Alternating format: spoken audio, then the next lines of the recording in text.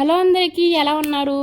ఈరోజు అయితే ఒక బోట్ నెక్ డిజైన్ అయితే బ్లౌజ్ కటింగ్ స్టిచ్చింగ్ చూపిస్తానండి. చూడండి, నేను ఆల్రెడీ స్టిచెస్ వేసుకున్నాను కదా. ఇలాగ బ్యాక్ నెక్ వచ్చేసి ఇలా వచ్చింది చూడండి. ఇది వచ్చేసి 2 సైడ్స్ బార్డర్ వచ్చింది. 1 సైడ్ వచ్చేసి పెద్ద బార్డర్, 1 సైడ్ వచ్చేసి చిన్న బార్డర్ వచ్చింది. చిన్న బార్డర్ వచ్చిన దాన్ని ఇలాగ రఫుల్ హ్యాండ్స్ లాగా స్టిచ్ చేసుకుని, ఇప్పుడు ట్రెండింగ్లో ఉన్నాయి కదా ఈ హ్యాండ్స్ లాగా స్టిచ్ చేశాను. పెద్ద బార్డర్ వచ్చేసి ఇలాగ బోట్ నెక్ వేసుకుని బ్యాక్ ప్యాచ్ లాగేలాగా కట్ వర్క్ లాగా పెట్టేశానండి. ఫుల్గా పైదాకా వచ్చింది నెక్, బోట్ నెక్. ఇప్పుడు వచ్చేసి ఈ హ్యాండ్స్ ఆల్రెడీ మన యూట్యూబ్ ఛానల్లో కటింగ్ అండ్ స్టిచ్చింగ్ వీడియో పెట్టానండి. ఎవరికైనా ఇంట్రెస్ట్ ఉంటే వెళ్ళి చూడండి. ఇది వచ్చేసి ఓన్లీ బ్యాక్ పార్ట్ కటింగ్, అలాగే ఈ నెక్ డిజైన్ ఎలాగా స్టిచ్ చేసుకోవాలనేది చూపిస్తాను. ఇప్పుడు వచ్చేసి కటింగ్ వీడియోలోకి అయితే వెళ్ళిపోదాం. వచ్చేయండి. కటింగ్ స్టిచ్చింగ్ రెండు ఈ వీడియోలో ఉంటాయి. ఎవరికైనా ఈ వీడియో కనుక నచ్చితే లైక్ చేయండి, సబ్స్క్రైబ్ చేయండి. ఇప్పుడు వచ్చేసి వీడియోలోకి వెళ్దాం. ఫస్ట్ వచ్చేసి లైనింగ్ అయితే తీసుకుని తడిపి ఆరబెట్టి ఐరన్ చేసుకోండి. నీట్గా ఐరన్ చేసుకుంటే మనకి కటింగ్ చేసుకుంటాకి పెద్ద ప్రాబ్లం ఉండదు. నీట్గా మనం కట్ చేసేసుకోవచ్చు. ఎడ్జెస్ అనేవి ఎల్ స్కేల్ తీసుకుని నీట్గా కట్ చేసుకోండి. సమానంగా కట్ చేసుకున్న తర్వాత అక్కడ 1/2 ఇంచ్ అయితే ఖర్చు కోసం మార్క్ చేసుకుని మీ బ్లౌజ్ లెంత్ అయితే మార్క్ చేసుకోండి. నాదైతే 14 ఇంచెస్, అక్కడి నుంచి 1/2 ఇంచ్ ఖర్చు కోసం, మొత్తం కింద పైన ఖర్చు కోసం కలిపితే 15 ఇంచెస్ వచ్చింది. 1 ఇంచ్ ఖర్చుల కోసం కలిపితే 14 ఇంచెస్ నార్మల్ బ్లౌజ్ లెంత్ అండి. నడుము లూజ్ వచ్చేసి 7 ఇంచులు మార్క్ చేశాను. డాట్స్ కోసం 1 ఇంచ్, ఖర్చు కోసం 2 ఇంచులు. ఇప్పుడు మన దగ్గర బోట్ నెక్ అనేది షోల్డర్ మెజర్మెంట్ కావాలండి. Full shoulder. మన దగ్గర ఫుల్ షోల్డర్ మెజర్మెంట్ లేదు. మనకు ఆది బ్లౌజ్ మాత్రమే ఇచ్చారు. అది కూడా డీప్ నెక్ బ్లౌజ్ ఇచ్చారు అనుకోండి. మనకు ఆర్మ్ లూజ్ ఒకటి తెలిస్తే చాలు, మనం బోట్ నెక్ షోల్డర్ ఎంత ఉందో అనేది తెలుసుకోవచ్చు. ఆర్మ్ లూజ్ వచ్చేసి 7.5. 7.5కి 1 ఇంచ్ కలిపితే చెస్ట్ లూజ్ వచ్చింది. చెస్ట్ లూజ్ తెలిసిపోయింది కదా. ఇప్పుడు 8.5 చెస్ట్ లూజ్. ఈ చెస్ట్ లూజ్కి 5.5 ఇంచెస్ యాడ్ చేస్తే ఫుల్ షోల్డర్ వచ్చిందండి. ఆ ఫుల్ షోల్డర్లో సగం వేసుకుంటే హాఫ్ షోల్డర్ సరిపోద్ది. 14 ఇంచెస్కి 2 భాగాలు చేసుకుంటే 7 ఇంచులు. 7 ఇంచులు షోల్డరు, అలాగే ఆర్మ్ డౌన్ కూడా 7 ఇంచులే తీసుకున్నాను. చూడండి, కరెక్ట్గా సరిపోద్ది. ఇదైతే నా బ్లౌజ్ మెజర్మెంట్ అండి. కరెక్ట్గా సరిపోద్ది నాకైతే. ఇలాగా మీరు ఎవరికైనా సరే ఇదే మెజర్మెంట్స్ యూజ్ చేయొచ్చు. కరెక్ట్గా ఇలాగే మార్క్ చేసుకోండి. ఆర్మ్ లూజుకి 1 ఇంచ్ కలుపుకుంటే చెస్ట్ లూజ్ వచ్చింది. చెస్ట్ లూజ్కి 5.5 ఇంచులు యాడ్ చేసుకుంటే ఫుల్ షోల్డర్ వచ్చింది. అప్పుడు మీరు ఆ ఫుల్ షోల్డర్లోంచి సగం వేసేసుకున్నారంటే హాఫ్ షోల్డర్ వచ్చేసింది, మీకు సరిపోయింది. ఒకసారి ఆర్మ్ లూజ్ కూడా చెక్ చేసుకోండి. ఇలా మార్క్ చేసుకున్న తర్వాత చెస్ట్ లూజ్ మార్క్ చేసుకున్నాను కదా, 8.5 ప్లస్ 2 ఇంచులు ఖర్చు కోసం మార్క్ చేసుకొని 2 లైన్స్ కలిపేసుకోండి. అలాగే ఇక్కడ వచ్చేసి నెక్ విడ్త్ అండి. బోట్ నెక్ వచ్చేసి నెక్ అనేది కొంచెం మనం పెద్దగానే పెట్టుకుంటాము.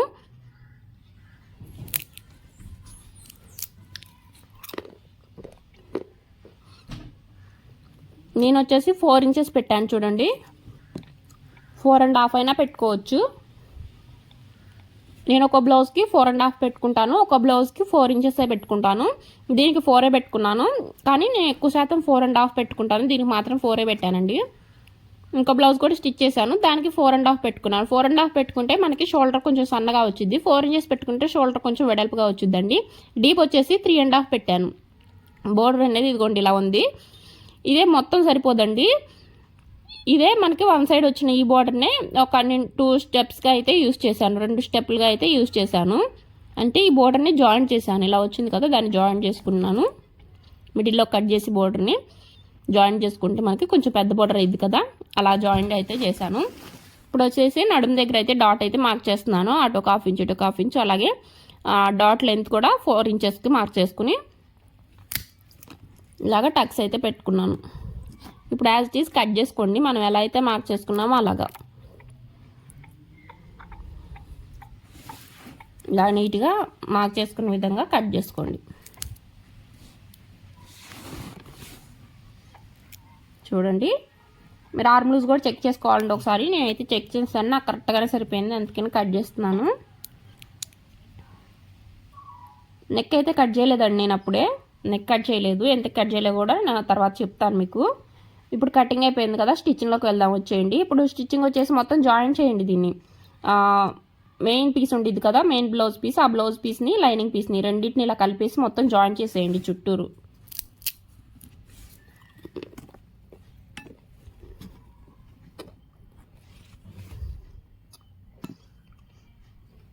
మొత్తం అండి నడుము దగ్గర, అలాగే సైడ్న ఆర్మ్ దగ్గర మొత్తం ఇలాగ చుట్టూరు అంతా నీట్గా జాయిన్ చేసేయండి. జాయిన్ చేసిన తర్వాత ఎక్స్ట్రా క్లాత్ అయితే ఉండిద్ది కదండి, మెయిన్ ఫ్యాబ్రిక్ క్లాత్. ఈ క్లాత్ని ఇలాగ నీట్గా కట్ చేసేయండి, చుట్టూ ఉన్న క్లాత్ని అంతా. ఇలా కట్ చేసిన తర్వాత బ్యాక్ డాట్స్ దగ్గర మనం ఆల్రెడీ టక్స్ పెట్టుకున్నాం కదా, వాటికి టక్స్ అయితే ఇచ్చేసి బ్యాక్ డాట్స్ వేసుకొని నడుము బట్టి కూడా వేసేసుకోండి ఇప్పుడే. లేకపోతే మీరు పైన ఇలా ప్యాచ్ వేసుకున్న తర్వాతనే వేసుకోవచ్చు. నేనైతే తర్వాత వేసానండి చివరిలో. ఇదిగోండి బోర్డర్ వచ్చేసి మనం ఇప్పుడు నెక్కి ఇలా కొలుచుకోవాలి. నెక్కి షోల్డర్ దగ్గర, నెక్ దగ్గర ఫుల్గా ఎంత వచ్చిందో ఇలా చూసుకుని దాన్ని అక్కడ వరకు కట్ చేసుకోండి. కట్ చేసుకున్న ఇంకా మిగిలిద్ది కదా బోర్డరు, దీన్ని ఇంకొకసారి ఇలాగా ఇంకో లేయర్ అయితే పెట్టేసి కట్ చేసుకోండి. మీకు 3 లేయర్స్ వచ్చినా పర్లేదండి, నాకైతే 2 లేయర్స్ మాత్రమే వచ్చినాయి. 2 లేయర్స్ కూడా సరిపోయింది కరెక్ట్గా. 3 లేయర్స్ వరకు రాలేదు, అంత బోర్డర్ రాదు కదా వన్ సైడ్. 2 సైడ్స్ అయితే అంత వచ్చింది కానీ వన్ సైడ్ అంత రాదు కదా. అందుకని ఇప్పుడు ఈ 2 బోర్డర్స్ని ఇలా కలిపేశాను, జాయింట్ చేశాను. చూడండి మధ్యలో ఇలాగా పైకుట్టు వేయలేదు, ఓన్లీ జాయింట్ చేశాను. దీనికి సరిపడా లైనింగ్ కూడా తీసుకున్నాను చూడండి. కరెక్ట్గా ఇది ఎంత వచ్చిందో, ఈ 2 బోర్డర్స్ ఎంత వచ్చిందో దానికి సరిపడా లైనింగ్ కూడా ఇలా తీసేసుకున్నాను. ఇప్పుడు దీన్ని 4 పక్కల స్టిచ్ చేసేసేయండి కదలకుండా. చుట్టూ స్టిచ్ చేస్తున్నాను చూడండి, చుట్టూ ఇలాగ 4 పక్కల దీన్ని అయితే స్టిచ్ చేయండి. నేను ఈ బోర్డర్ కట్ చేసుకునేటప్పుడే పైన మెయిన్ ఫ్యాబ్రిక్ క్లాత్ కొంచెం ఎక్కువ ఉండేటట్టు కట్ చేసుకున్నాను చూడండి. ఎందుకంటే స్టిచ్చింగ్లోకి ఖర్చులోకి కొంచెం క్లాత్ వెళ్ళిపోయింది కదా, అందుకోసం కొంచెం ఎక్కువే కట్ చేశాను. లేకపోతే మళ్ళీ బోర్డర్ అనేది కొంచెం కట్ అయిపోయింది, అసలే కొంచెం బోర్డరే కదా ఉంది. ఇలాగ కొంచెం మెయిన్ ఫ్యాబ్రిక్ అంటే కొంచెం ఎక్కువ ఉన్న లైనింగ్ క్లాత్ని అయితే కట్ చేసుకోండి. ఇప్పుడు వచ్చేసి దీనికి మనం నెక్ మార్కింగ్ వేసుకోవాలి. ఒకసారి చెక్ చేసుకోండి మీకు కరెక్ట్గా వచ్చిందా లేదా అని. నాకైతే కరెక్ట్గానే వచ్చింది. ఇప్పుడు దీనికి ఫస్ట్ మనం కట్ వర్క్ నెక్ అనేది స్టిచ్ చేసిన తర్వాత మనం నెక్ మార్కింగ్ వేస్తున్నాం. ఇంకొండి 2 ఇంచులు తీసుకున్నాను. ఇది వచ్చేసి క్యాన్వాస్ ఉంది. క్యాన్వాస్ వచ్చేసి 2 ఇంచులు విడుతూ, లెంత్ వచ్చేసి ఈ బోర్డర్ ఎంత లెంత్ తీసుకున్నామో అంత లెంత్ తీసుకోండి. ఇదే సైజ్ అంతా మనం లైనింగ్ కూడా, ఈ క్యాన్వాస్కి లైనింగ్ కూడా తీసుకుని ఈ క్యాన్వాస్ని అదే లైనింగ్ పెట్టి ఐరన్ చేసేయండి ఒకసారి. ఐరన్ చేసిన తర్వాత ఇప్పుడు ఈ క్యాన్వాస్ మీద మనం కట్ వర్క్ అనేది డ్రా చేసుకోవాలి. ఈ కట్ వర్క్ నేను ఎలా డ్రా చేశానంటే, ఫస్ట్ వచ్చేసి ఒక షీట్ చేసుకున్నాను, దీని మీద మిడిల్లో ఒక డాట్ పెట్టుకున్నానండి. మిడిల్లో ఒక డాట్ పెట్టుకుని నాకు వచ్చేసి ఒక 2 ఇంచెస్ అంత పెట్టుకున్నానండి. అటు సైడ్ ఒక 1 ఇంచ్, ఇటు సైడ్ ఒక 1 ఇంచ్ మిడిల్ డాట్ దగ్గర నుంచి చూడండి. ఇలాగ చుట్టూ ఒక రౌండ్ సర్కిల్ వచ్చింది కదా, నేనైతే ఒక 2 ఇంచెస్ అంత రౌండ్ సర్కిల్ అయితే తీసుకున్నాను.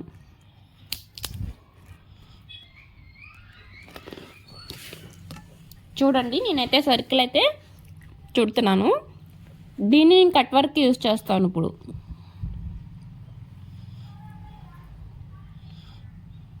ఇలాగా డ్రా చేసి కట్ చేసుకుంటున్నాను. దీన్ని హాఫ్కి ఫోల్డ్ చేసి కట్ చేసుకున్నాను.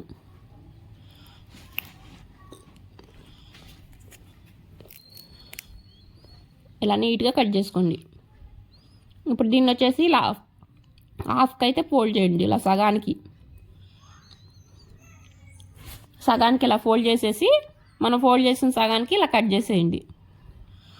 ఇప్పుడు మనకి పర్ఫెక్ట్గా ఒక కట్ వర్క్ షేప్ అనేది వచ్చింది చూడండి. కట్ వర్క్ షేప్ మనకి పర్ఫెక్ట్ కట్ వర్క్ షేప్ అనేది వచ్చింది కదా. ఇప్పుడు క్యాన్వాస్ మీద ఒక 1/2 ఇంచ్ డిఫరెన్స్తో, ఒక 1/2 ఇంచ్ ఆర్ ఒక 1/2 ఇంచ్ డిఫరెన్స్తో ఒక లైన్ అయితే మార్క్ చేయండి. ఈ చివరికి ఇలాగా లైన్ మార్క్ చేశారు కదా. ఇప్పుడు ఈ కట్ వర్క్ అనేది పెన్సిల్ కానీ మీరు మార్కర్ కానీ తీసుకుని, పెన్సిల్ అయితే మీకు కనిపించదు అనుకోండి, మార్కర్ తీసుకుంటే మీకు బాగా కనిపించింది. Sorry friends.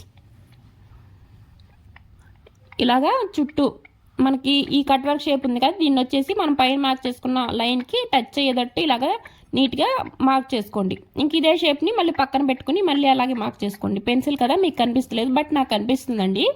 మీరు డైరెక్ట్గా పెట్టుకుని స్టిచ్ చేసుకుంటాకైతే మీకు కనిపించింది, కానీ కనిపిస్తుంది చూడండి. వీడియోలో కూడా మీరు క్లారిటీగా చూస్తే మీకు కనిపించింది. మార్కర్తో మార్క్ చేసుకుంటే వీడియోలో కూడా కనిపించేది, బట్ నా దగ్గర అప్పుడు మార్కర్ లేదు. ఇలాగ అదే షేప్ని ఇంకా పక్కన మళ్ళీ పెట్టుకుంటా మార్క్ చేసుకుంటా వెళ్ళండి చివరి వరకు.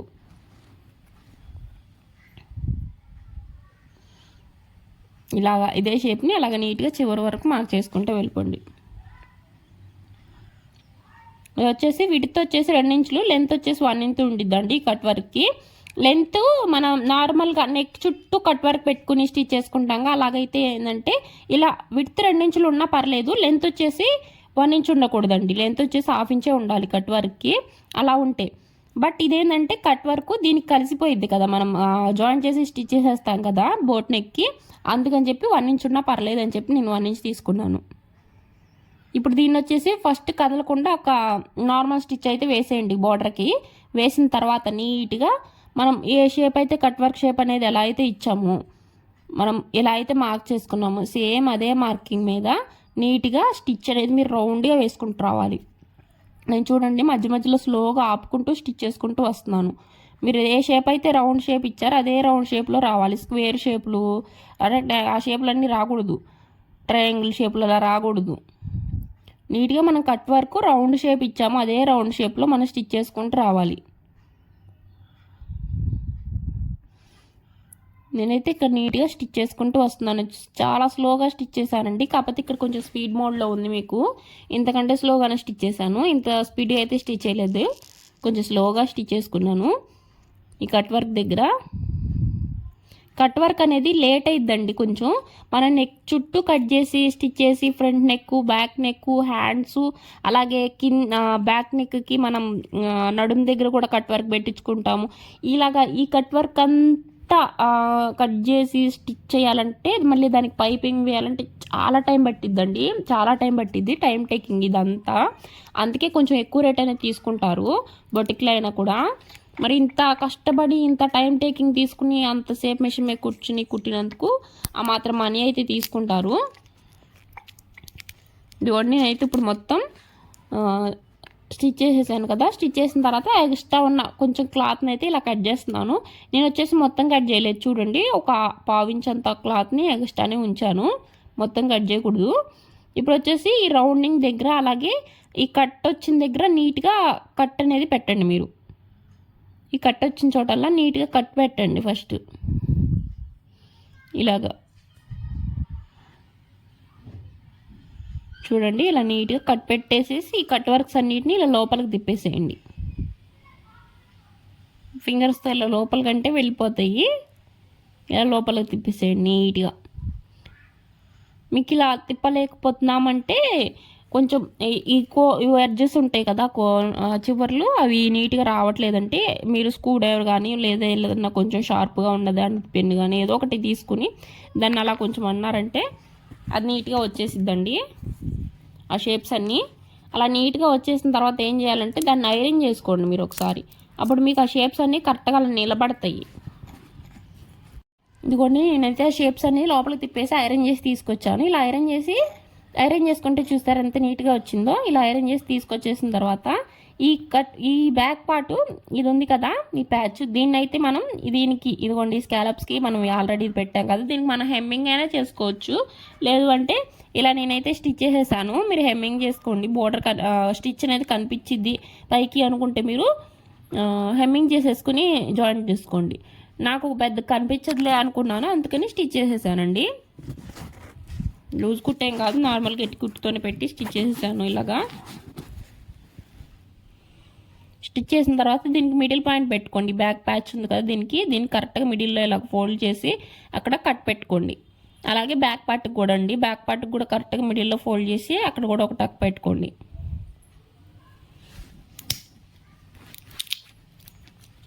చూడండి ఇలా నీట్గా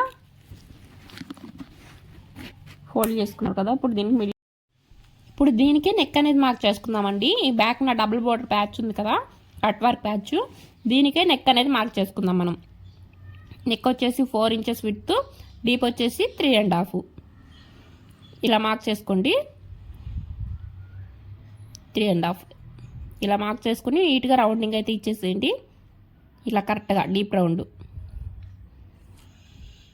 చూసారా, ఇలా రౌండ్ ఇచ్చేసేసి మనం కాలర్ని అయితే ఎలా స్టిచ్ చేసి తిరిగేస్తామో ఫ్రంట్ వైపుకి అలాగా స్టిచ్ చేసి తిరగేయాలండి. ఇప్పుడు దీన్ని కూడా, కాకపోతే ఇది బ్యాక్ పార్ట్కి, అది కాలర్ అయితే ఫ్రంట్ పార్ట్కి కదా, ఇది బ్యాక్ పార్ట్కి. ఇంకోటి ఇలా రాంగ్ సైడ్ పెట్టుకోండి. మెయిన్ ఫ్యాబ్రిక్ కూడా మనకి కింద బ్యాక్ పార్ట్ ఉంది కదా, బ్యాక్ పార్ట్ కూడా మన వైపుకి రాంగ్ సైడ్ తిరిగి ఉండాలి. ఈ పైన పెట్టాం కదా ప్యాచ్, ఇది వచ్చేసి మన వైపు రాంగ్ సైడే తిరిగి ఉండాలి. ఇలా పెట్టేసుకుని మనం ఆల్రెడీ మార్క్ చేసిన రౌండింగ్ ఉంది కదా, అదే రౌండింగ్ మీద ఇలా స్టిచ్ చేసుకుంటారండి. వన్ సైడే పడింది అనుకున్నారు అనుకోండి, దాన్ని వచ్చేసి ఇంకో సైడ్కి ఫోల్డ్ చేసి మీరు ఒకసారి ట్యాప్ చేశారంటే అటు సైడ్ ఇటు సైడ్ మార్కింగ్ పడిద్ది. అదే మార్కింగ్ మీద మీరు కొంచెం గట్టిగా మార్క్ చేసుకుంటే రెండు సైడ్లు మార్కింగ్ వచ్చేస్తుంది. ఇలా అదే మార్కింగ్ మీద ఒక స్టిచ్ వేసేసిన తర్వాత నీట్గా ఆ లోపల ఒక పావు ఇంచ్ అంత ఖర్చు ఉంచుకొని మిగతా క్లాత్ని కట్ చేసేసి అక్కడ చిన్న చిన్న టక్స్ పెట్టండి రౌండ్ తిరిగిన చోటల్లా. అంటే కొంచెం జాగ్రత్తగా పెట్టండి మళ్ళీ కట్ అవ్వకుండా నెక్ అనేది. ఇప్పుడు వచ్చేసి దీన్ని ఇలాగా ఈ ప్యాచ్ని ఇలా ఓపెన్ చేసి పై కుట్టు ఒకటి అంటారు కదా, అలా పై కుట్టు అనేది వేయండి. ఈ కుట్టు కూడా లైనింగ్ మీద పడేటట్టు చూడండి. ఇప్పుడు ప్యాచ్ ఉంది కదా, ఆ ప్యాచ్ మీద పడకుండా ఇటు సైడ్ లైనింగ్ కనిపిస్తుంది కదా మీకు, లోపల లైనింగ్, ఈ లైనింగ్ మీద పడేటట్టు కుట్టండి ఆ స్టిచ్. చూసారా, ఈ లైనింగ్ మీద పడేటట్టు స్టిచ్ చేసి ఇప్పుడు ఈ ప్యాచ్ లోపలికి ఈజీగా తిరిగిపోయింది, పై వైపుకి ఈజీగా వచ్చేసింది. ఇలా వచ్చేసింది కదా, ఇప్పుడు దీన్ని పై వైపుని ఇంకో స్టిచ్ వేయండి, పై కుట్టు. లైనింగ్ నీట్గా లోపలికి ఫోల్డ్ అయిపోయింది, పై వైపున కూడా ఒక కుట్టు ఉండిద్ది. ఇలా నీట్గా నెక్ చుట్టూ ఒక స్టిచ్ అయితే వేసేయండి.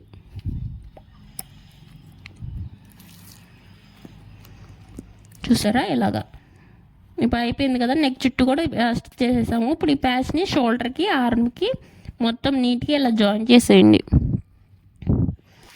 ఈ కట్ వర్క్ షేప్ కూడా అండి, ఈ కట్ వర్క్ షేప్ ఆల్రెడీ మనం లోపలికి తిప్పేసిన తర్వాత లైనింగ్ని ఈ కట్ వర్క్ షేప్ని లోపలికి తిప్పిన తర్వాత ఓన్లీ ఐరనే చేసాము, స్టిచ్ వేయలేదు. ఎందుకు స్టిచ్ వేయలేదంటే ఇప్పుడు వేస్తాం కదా స్టిచ్, అప్పుడు వేసిన స్టిచ్ ఇప్పుడు వేసిన స్టిచ్ రెండు స్టిచ్లు అవుతాయి. అదే ఇప్పుడు వేసామనుకో ఒక స్టిచ్తో ఫినిషింగ్ నీట్గా వచ్చింది. అందుకని చెప్పి ఇప్పుడే వేస్తున్నాను స్టిచ్, అప్పుడు అందుకే ఐరన్ చేసుకున్నాను. ఈ షేప్స్ అనేవి లోపలికి మనకి నీట్గా కనిపిస్తాయి అని చెప్పి అప్పుడు ఐరన్ చేసుకున్నాను. ఇప్పుడు వచ్చేసి ఇలాగా ఈ కట్ వర్క్ షేప్ మీద స్టిచ్ చేసుకుంటూ రండి. ఈ బ్యాక్ పార్ట్ మీద పెట్టేసేసి ఇలా నీట్గా అదే షేప్ మీద స్టిచ్ చేసుకుంటూ రండి.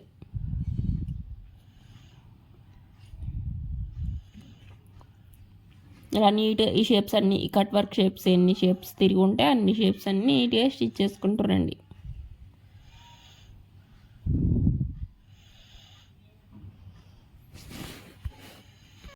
ఇప్పుడైతే స్టిచ్ చేయడం కూడా అయిపోయిందండి. చూడండి బ్యాక్ నెక్ వచ్చేసి ఇలాగా నీట్గా డిజైన్ అయితే ఇలా వచ్చేసింది. చూసారా ఎంత నీట్గా ఉందో. ఇలాగే ఇదే నీట్ ఫినిషింగ్తో మీరు కూడా స్టిచ్ చేసుకోవచ్చు. ఈ వీడియో కనుక మీకు నచ్చితే లైక్ చేయండి, షేర్ చేయండి. Thank you for watching and subscribe my channel. ఇదిగోండి ఇక్కడ వచ్చేసి ఇప్పుడు చివర్లో వేస్తున్నాను నేను బ్యాక్ డాట్స్, ఇటు సైడ్ డాట్ అటు సైడ్ డాట్ వేసేసి నడుము పట్టి వేసేసుకుంటే అయిపోయింది బ్యాక్ పార్ట్ మీకు. ఈ నెక్ డిజైన్ కూడా చాలా ఈజీ అండి స్టిచ్ చేయడం, మీరు ఆల్రెడీ చూసారు కదా నేను అంత ఈజీగా స్టిచ్ చేశాను, అలా ఈజీగా స్టిచ్ చేసేసుకోవచ్చు. ఈ వీడియో కనుక మీకు నచ్చితే లైక్ చేయండి. Thank you for watching and subscribe my channel. By.